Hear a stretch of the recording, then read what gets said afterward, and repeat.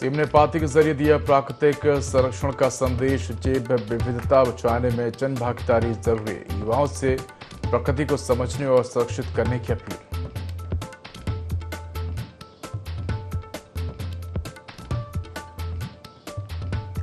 लखनऊ में मौसम केंद्र को क्षेत्रीय मौसम विज्ञान केंद्र का मिला दर्जा। डॉक्टर जितेंद्र सिंह की मौजूदगी में हुई घोषणा। मौसम पूर्वानुमान सेवाएं होंगी और सटीक।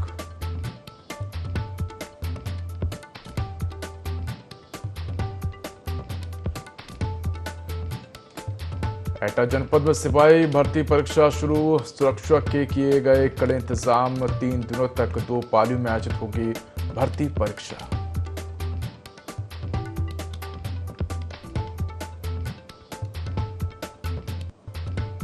बदायूं में कब्र से निकाला गया किशोरी का शव। हत्या की आशंका पर शुरू हुई जांच। सीमा विवाद में उलझी रही पुलिस कार्रवाई।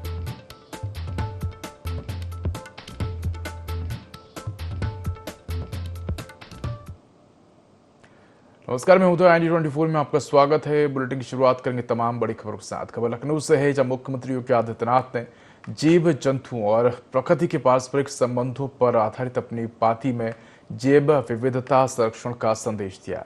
उन्होंने कहा कि शहरों में जुगनू, गौरैया और मैना जैसे पक्षियों का गायब होना चिंता का विषय है तथा आधुनिकता के साथ प्रकृति का संतुलन बनाए रखना भी आवश्यक है। मुख्यमंत्री ने कहा कि हर जीव जंतु पर्यावरण और खाद्य श्रृंखला का महत्वपूर्ण हिस्सा है और सनातन परंपरा में प्रत्येक जीव को सृष्टि का भिन्न अंग माना गया है। इसके साथ ही उन्होंने बताया कि सरकार के प्रयासों से प्रदेश में बाघ, तेंदुए और सारस की संख्या बढ़ी है तथा 13 आर्द्र भूमि स्थल रामसर सूची में शामिल हुए हैं। मुख्यमंत्री ने युवाओं से प्रकृति को समझने, उससे सीखने और जैव विविधता संरक्षण में सक्रिय भागीदारी निभाने का भी आह्वान किया है।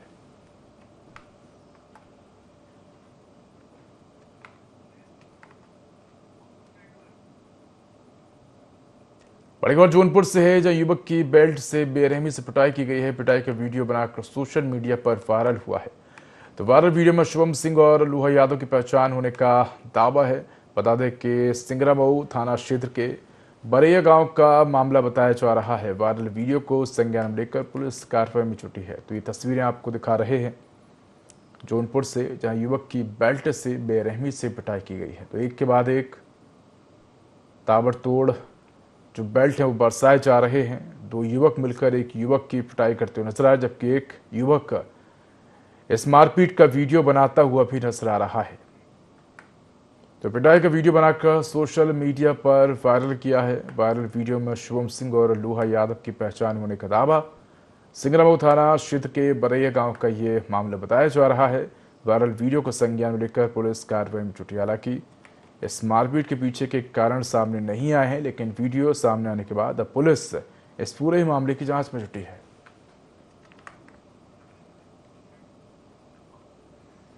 बड़ी खबर औरैया से है, जहां पांडव नदी में डूबने से 2 बच्चों की मौत हो गई। नहाने गए 8 वर्षीय विष्णु और 8 वर्षीय अंश की जान गई है। तो घर से करीब 300 मीटर दूर नदी में नहाने गए थे दोनों बच्चे। काफी देर तक वापस न लौटने पर परिवार ने तलाश शुरू की। नदी में खोजबीन के दौरान दोनों को बाहर निकाला गया। नदी से शव मिलने के बाद परिवार में कोहराम मच गया है। पुलिस ने शव पोस्टमार्टम के लिए भेज दिया है, जांच शुरू कर दी है।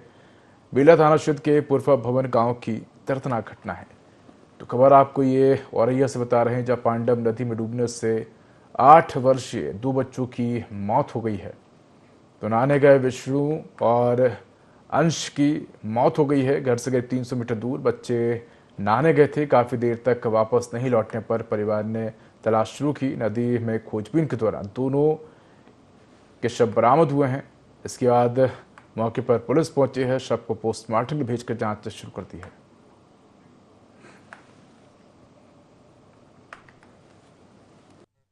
जनपद औरैया पर सूचना प्राप्त हुई कि 2 बच्चे पांडु नदी में नहाते समय डूब गए, जिससे उनकी मृत्यु हो गई। उक्त सूचना पर तत्काल बेला पुलिस मौके पर पहुंची तो ज्ञात हुआ विष्णुपाल पुत्र धीरेन्द्रपाल निवासी पूर्वा भवन थाना बेला उम्र 8 वर्ष व अंशपाल पुत्र सुदेशपाल निवासी पूर्वा हरदू थाना सहार, जो कि आपस में सगे रिश्तेदार हैं, पांडु नदी में नहाते समय डूबने से उनकी दुखद मृत्यु हो गई। शव के पंचायतनामा की कार्रवाई करते हुए अन्य विधिक कार्रवाई प्रचलित है। मौके पर कानून व्यवस्था की स्थिति सामान्य है। बदायूं जिले के दातागंज कोतवाली क्षेत्र के अमरोली गांव में संदिग्ध परिस्थितियों में मृत किशोरी के शव को पुलिस ने कब्र से निकलवाकर पोस्टमार्टम के लिए भेज दिया है। दरअसल शनिवार को किशोरी की मौत के बाद उसका अंतिम संस्कार रामगंगा किनारे कटरी क्षेत्र में दफनाकर किया गया था।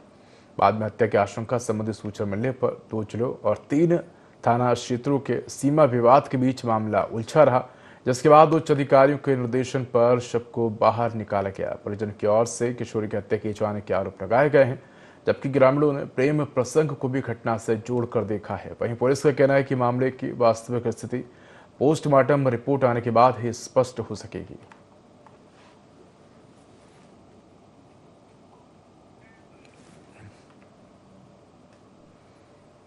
बड़ी खबर एटा से है, जहां जनपद में सिपाही भर्ती परीक्षा हुई शुरू। सुरक्षा के कड़े इंतजाम, 3 दिनों तक 2 पालियों में आयोजित होगी भर्ती परीक्षा।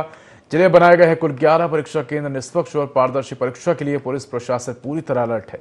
अभ्यर्थियों के आवागमन और सुविधाओं हेतु विशेष व्यवस्थाएं भी की गई हैं। जिला प्रशासन ने शांतिपूर्ण, निष्पक्ष और पारदर्शी परीक्षा कराने का संकल्प लिया है। पुलिस और प्रशासनिक अधिकारी लगातार परीक्षा केंद्रों पर निरीक्षण कर रहे हैं। तो ये खबर आपको एटा से बता रहे हैं।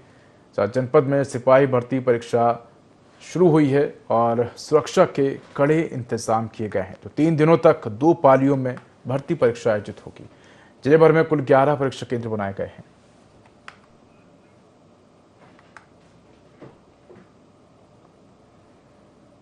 जौनपुर के केराकत तहसील क्षेत्र के छितोना गांव में राजस्व विभाग ने भूमाफियों के खिलाफ बड़ी कार्रवाई की है। एसडीएम सुनील कुमार के निर्देशन पर भूमि पर न्यायालय के स्थगन आदेश के बावजूद बनाए गए अवैध खरंचे को जेसीबी मशीन से हटाया गया। वहीं नायब तहसीलदार की मौजूदगी में हुई इस कार्रवाई के दौरान कानून व्यवस्था बनाए रखने के लिए पुलिस बल भी तैनात रहा। बता दें कि प्रशासन की सख्त कार्रवाई से अतिक्रमणकारियों में हड़कंप मच गया है। वहीं फरियादी सत्य प्रकाश को न्याय मिलने पर राहत मिली है।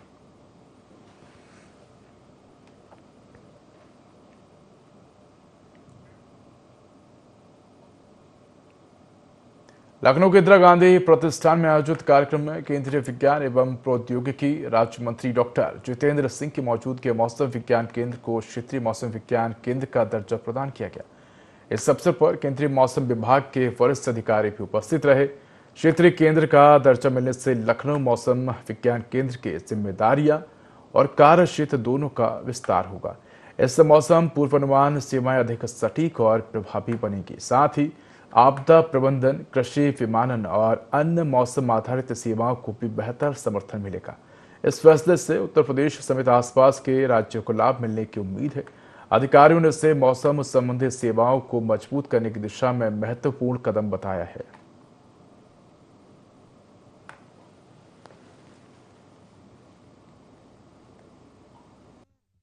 जो जानकारी दिया जा रहा है, आप देखेंगे पास्ट 10 ईयर्स में लगभग 40 to 50% फोरकास्ट एक्यूरेसी इंप्रूव हुआ है।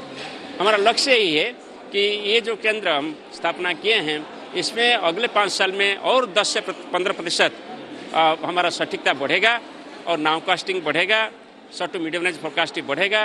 लोगों का जरूरतमंद है, जैसे कृषक भाइयों बहनों का कि स्टेक होल्डर्स डिफरेंस भी है, वाटर रिसोर्सेज हो, पावर सेक्टर हो, कि हेल्थ सेक्टर हो, टूरिज्म हो, ट्रांसपोर्ट सेक्टर हो, कि एविएशन सेक्टर हो, ये सभी में हमारा जो वेदर एंड क्लाइमेट सर्विसेज है, इसमें बेहतर उन्नति होगा।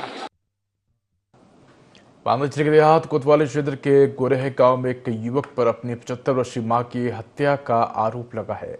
पता चला है कि 45 वर्षीय पप्पू शराब के नशे में अपनी मां से शराब के पैसे मांग रहा था। पैसे देने से इनकार करने पर उसने कथित रूप से मां को धक्का दे दिया, जिससे गिर गई और उसकी मौत हो गई। वही घटना की सूचना मिलते ही पुलिस मौके पहुंची और शव को कब्जे में लेकर पोस्टमार्टम के लिए भेज दिया है। पुलिस ने आरोपी बेटे को हिरासत में लेकर मामले की जांच शुरू कर दी है।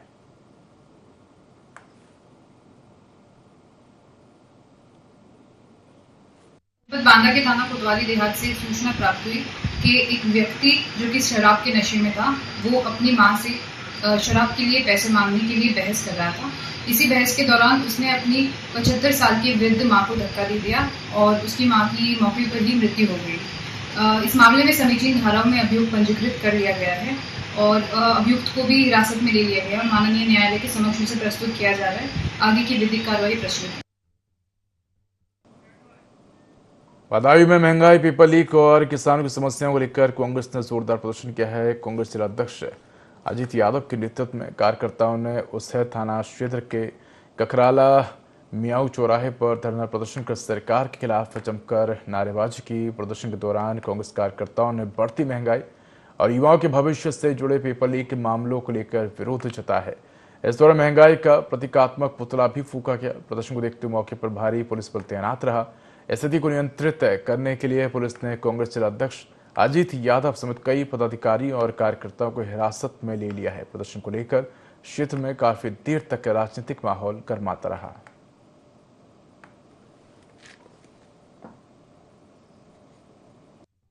चरम सीमा पे पहुंच गई है और इसके लिए ये जो प्रधानमंत्री मोदी जिम्मेवार है, इनकी सरकार जिम्मेवार है। आरएसएस और बीजेपी की विदेश नीति विफल हो गई है और हम ये कहना चाहते हैं कि इनको प्रधानमंत्री बने रहने का कोई हक नहीं है। जब आप देश नहीं चला सकते, देश की अर्थव्यवस्था को आप सही से नहीं चला सकते, तो आपको देश की सत्ता में बने रहने का कोई हक नहीं है। हम ये कहना चाहते हैं भाइयों, बड़े पैमाने पर जो महंगाई बढ़ रही है उससे देश की जनता के सामने बड़ा संकट खड़ा हो गया है। हम ये मांग करते हैं कि तत्काल जो बढ़े हुए दाम है वापस लिए जाएं। जो लाखों करोड़ रुपया आपने एक्साइज ड्यूटी के नाम पर देश की जनता का जो है जेब काटी है, तो उसको जनता के फायदे में लगाया जाना चाहिए।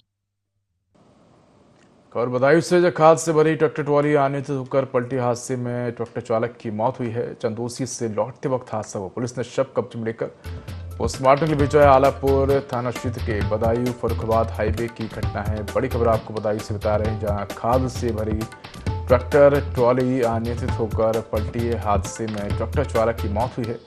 तो चंदोसी से लौटते वक्त हादसा हुआ। पुलिस ने शव कब्जे में लेकर पोस्टमार्टम के लिए भेजा है। आलापुर थाना क्षेत्र के बदायूं फर्रुखाबाद हाईवे की घटना है।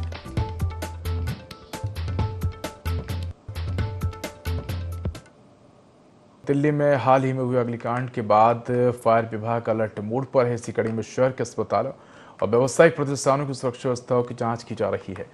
फायर विभाग की टीम ने ग्रीनलैंड हॉस्पिटल पहुंचकर fire safety system, water pipe, hydrant और इमरजेंसी एग्जिट की जांच की। साथ ही अस्पताल स्टाफ को आपदा के समय बचाव और राहत कार्यों का प्रशिक्षण भी दिया गया। अस्पताल के डॉक्टर डीके गुप्ता ने कहा कि सिर्फ फायर विभाग ही नहीं बल्कि अस्पताल के कर्मचारियों को भी फायर फाइटर की तरह प्रशिक्षित होना होगा, ताकि आपात स्थिति में लोगों की जान बचाई जा सके।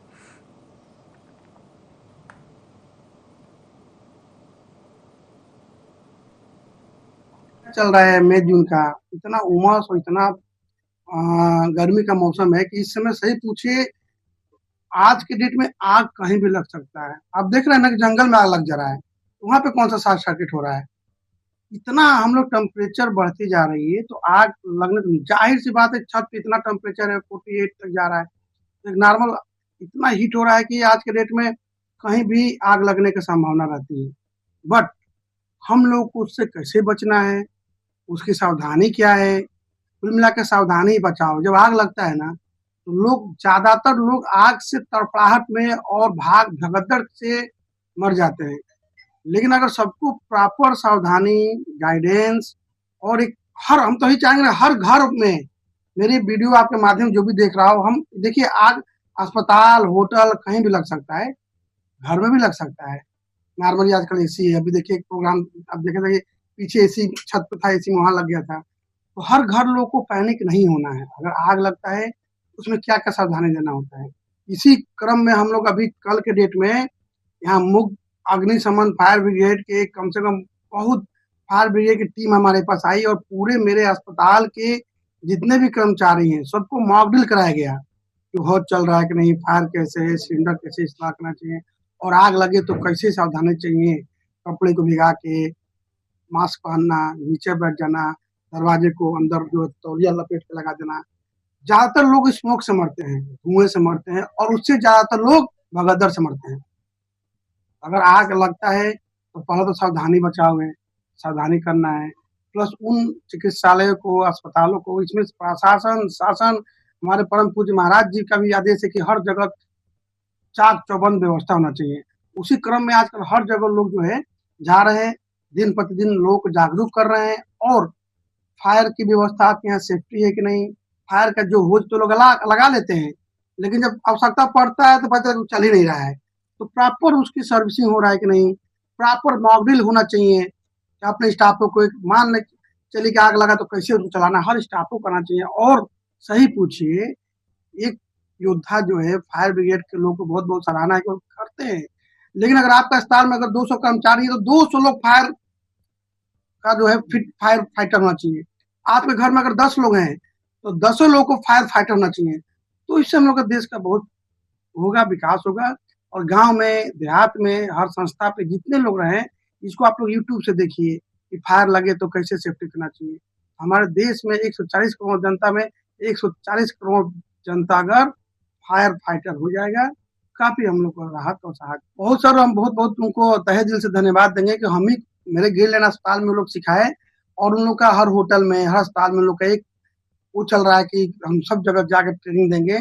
और ट्रेनिंग लेना चाहिए, और हर आदमी को अपने अस्पताल पे, अपने घर पे, अपने आसपास कहीं भी इतनी तड़पती गर्मी में धूप लगने से स्पार्क हो सकता है, तो हर आदमी को इसको नजर, आप भी कहीं रास्ते में जाइए ना तो हमें वॉच करते रहिए क्या कहीं ट्रांसफार्मर में चिंगारी तो नहीं निकल रहा है, तो तुरंत फायर को आप बोलिए।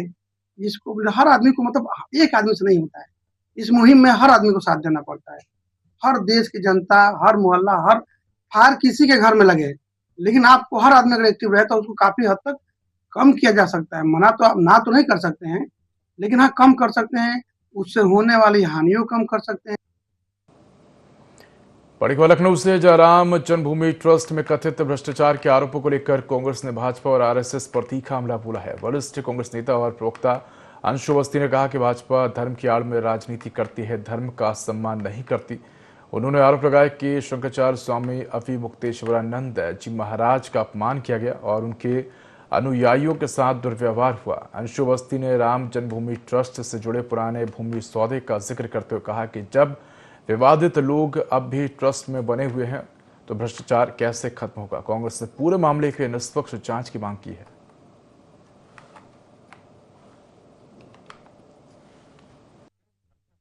भारतीय जनता पार्टी और आरएसएस कि धर्म के नाम पर राजनीति करते हैं, धर्म का सम्मान नहीं करते। इससे पहले भी आप सबको याद होगा कि 2 करोड़ की जमीन बीजेपी के नेता ने ली और 10 मिनट बाद राम भूमि ट्रस्ट को 18 करोड़ की बेच दी। तो ये लोग व्यापारी लोग हैं, व्यापार करते हैं, धर्म की आड़ में छिपकर व्यापार करते हैं। निश्चित तौर से जो राम जन्मभूमि न्यास ट्रस्ट है उसमें भ्रष्टाचार हो रहा है और भ्रष्टाचारियों को संरक्षण है। बड़ी खबर बांदा से है, जहां यूपी पुलिस से भर्ती परीक्षा को लेकर प्रशासन अलर्ट। जिले में बनाए गए 8 परीक्षा केंद्र है। 3648 अभ्यर्थी होंगे शामिल। 2 पाली में होगी परीक्षा, सुबह 10 से 12 और दोपहर 3 से 5 बजे तक। सभी केंद्रों पर सुरक्षा के कड़े इंतजाम किए गए हैं। निष्पक्ष और शांतिपूर्ण परीक्षा के लिए प्रशासन पूरी तरह से मुस्तैद है। पुलिस और प्रशासनिक अधिकारियों की निगरानी में पूरी प्रक्रिया होगी।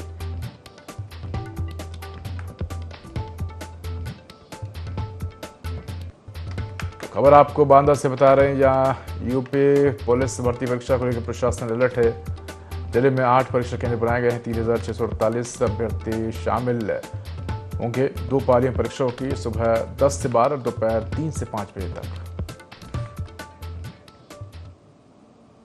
बड़ी खबर लखनऊ से, जब महिला स्वास्थ्य कर्मी पहुंची डिप्टी सीएम ब्रजेश पाठक के आवास गृह जनपद में ट्रांसफर की मांग को लेकर ज्ञापन सौंपा है। कई वर्षों से अधिकारियों के चक्कर लगाने का आरोप लगाया। महिला स्वास्थ्य कर्मियों ने जल्द तबादला करने की गुहार लगाई है। पुलिस ने सभी प्रदर्शनकारी स्वास्थ्य कर्मियों को इको गार्ड में भेजा है। तो बड़ी खबर आपको लखनऊ से बता रहे हैं, जब महिला स्वास्थ्य कर्मी डिप्टी सीएम ब्रजेश पाठक के आवास पहुंची, गृह जनपद में ट्रांसफर की मांग को लेकर ज्ञापन सौंपा है। कई वर्षों से अधिकारियों के चक्कर लगाने का आरोप लगाया। महिला स्वास्थ्य कर्मियों ने जल्द तबादला करने की गुहार लगाई है।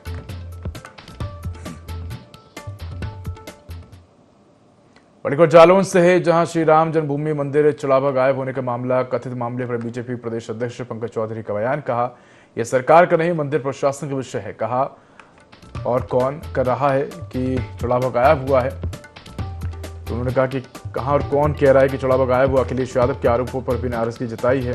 कहा कि अखिलेश यादव कहते रहते हैं, हम हर बात का जवाब नहीं देंगे।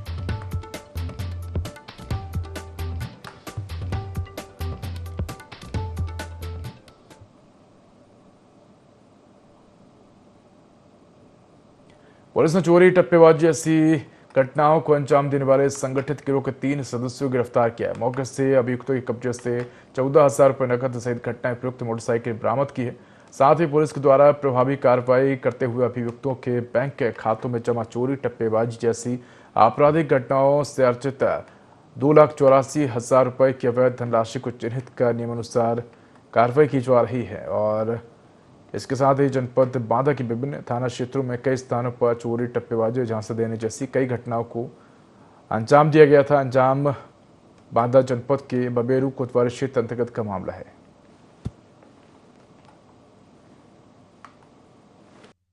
दिनांक 7 जून 2026 को थाना बबेरू पुलिस द्वारा चोरी, टप्पेबाजी जैसी घटनाओं को अंजाम देने वाले एक संगठित गिरोह के 3 सदस्यों को गिरफ्तार कर लिया गया है। अभियुक्त गणों द्वारा विगत कुछ दिनों से थाना बबेरू व आसपास के अन्य थाना क्षेत्रों में चोरी, टप्पेबाजी, झांसा देना जैसी घटनाओं को कारित किया जा रहा था, जिसे तत्काल में संज्ञान लेते हुए एफआईआर भी पंजीकृत कर लिया गया था। घटनाओं के सफल अनावरण हेतु थाना बबेरू की टीम संवेदनशील क्षेत्रों में लगातार निगरानी बनाई हुई थी, जिससे यह सफलता हासिल हुई। अभियुक्तों के कब्जे से 14,100 रुपया नगद सहित अपराधों में प्रयुक्त एक मोटरसाइकिल बरामद कर ली गई थी। मुख्य अभियुक्त, जो इस गिरोह का मुखिया भी है, उसके विरुद्ध कई थाना क्षेत्रों में 1 दर्जन से ज्यादा मुकदमे भी पंजीकृत थे। अभियुक्त अपराध के जरिए अर्जित धन को जरिए यूपीआई विभिन्न जनसेवा केंद्रों के माध्यम से अपने बैंक अकाउंट में मंगा लेता था। 2,84,000 रुपए को चिन्हित कर नियमानुसार फ्रीज भी कर लिया गया है। अभियुक्त गणों को नियमानुसार गिरफ्तार कर माननीय न्यायालय के समक्ष पेश किया गया, जहां से उन्हें जेल भेजा जा रहा है। सोनभद्र के चौपन थाना क्षेत्र में वाराणसी शक्तिनगर मुख्य मार्ग पर पोस्ट ऑफिस के समीप एक बोलेरो अनियंत्रित ट्रक से जा टकराए। हादसे में 4 लोग घायल हो गए, जिनमें एक महिला समेत 3 की हालत गंभीर बताई जा रही। सभी श्रद्धालु वाराणसी से गंगा दर्शन कर लौट रहे थे। प्रत्यक्षदर्शियों के अनुसार चालक को झपकी आने से बोलेरो ट्रक में जा घुसी। हादसे के बाद मौके पर चीख पुकार मच गई और अफरा तफरी का माहौल बन गया। सूचना मिलते उप निरीक्षक अभय यादव पुलिस टीम के साथ पहुंचे और राहत बचाव कार्य शुरू कराया। घायलों को CHC चौपन पहुंचाया गया, जो प्राथमिक उपचार के बाद गंभीर रूप से घायल 3 लोगों को रेफर कर दिया है। घायलों के सिर में गंभीर चोटें आई हैं और कुछ के मुंह से रक्तस्राव भी हो रहा था।